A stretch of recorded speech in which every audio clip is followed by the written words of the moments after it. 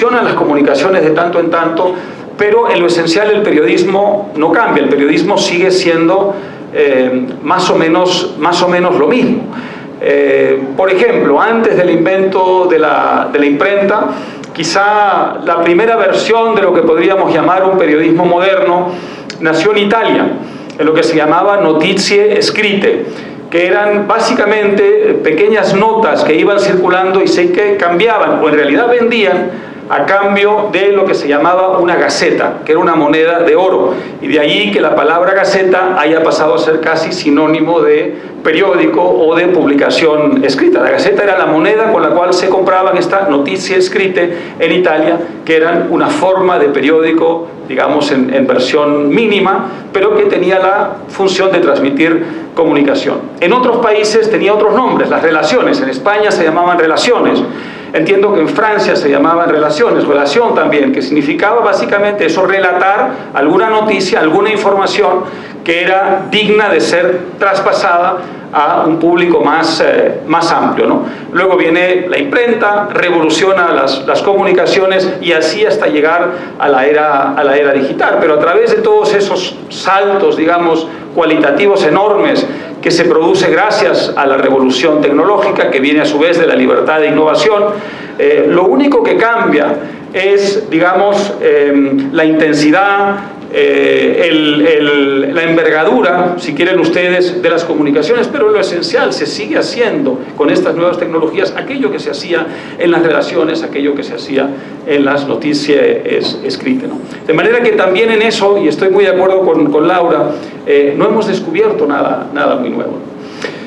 Otro asunto que también se remonta muy atrás, del que hemos hablado intensamente en estos días, es la lucha entre poder y contrapoder. La famosa idea de que la prensa en todas sus versiones, es un contrapoder, es un contrapeso a la verdad oficial.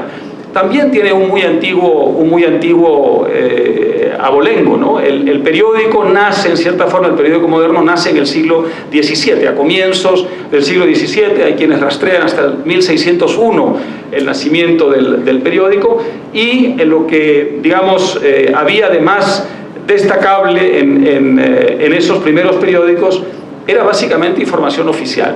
Era la manera en que los estados, los gobiernos querían transmitir a la gente aquello que el poder pensaba que era digno de ser transmitido y que era propaganda oficial. Quizá una propaganda en aquel instante menos, digamos, sofisticada, menos manipuladora, pero en última instancia una verdad oficial que no había pasado por el cernidor de una visión crítica, de un fact-checking, para decirlo en términos más modernos, ¿no? Luego, en el siglo XIX, los grandes periódicos son órganos de los partidos políticos.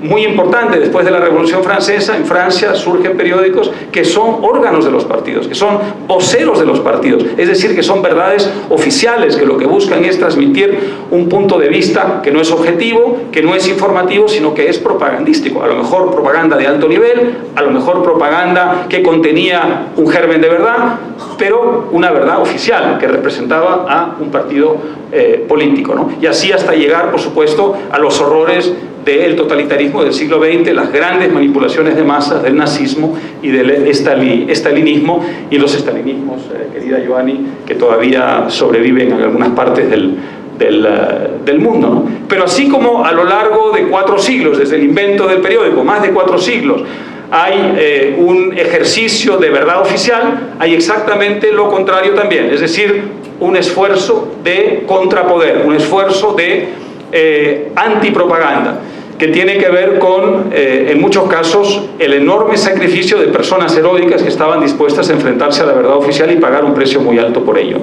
Entiendo que el primer caso, ya después del invento de la imprenta y del surgimiento de los primeros periódicos, también tiene que ver con Italia, se le llamaba aviso, y los primeros avisos básicamente eludían la censura. Eran unas comunicaciones que pretendían transmitir información que no venía en esas gacetas oficiales que transmitían propaganda. Y desde entonces hasta el samizdat, por ejemplo, heroico, bajo el totalitarismo en el siglo XX, lo que hay también es una larga historia, muy hermosa historia, muy sacrificada historia de contrapoder, de lucha contra la verdad oficial. Así que nada, podría pasarme la tarde, digamos, contando hasta qué punto aquello que hemos estado discutiendo hoy es algo que forma parte desde siempre del periodismo y que por tanto seguirá formando parte para siempre del periodismo.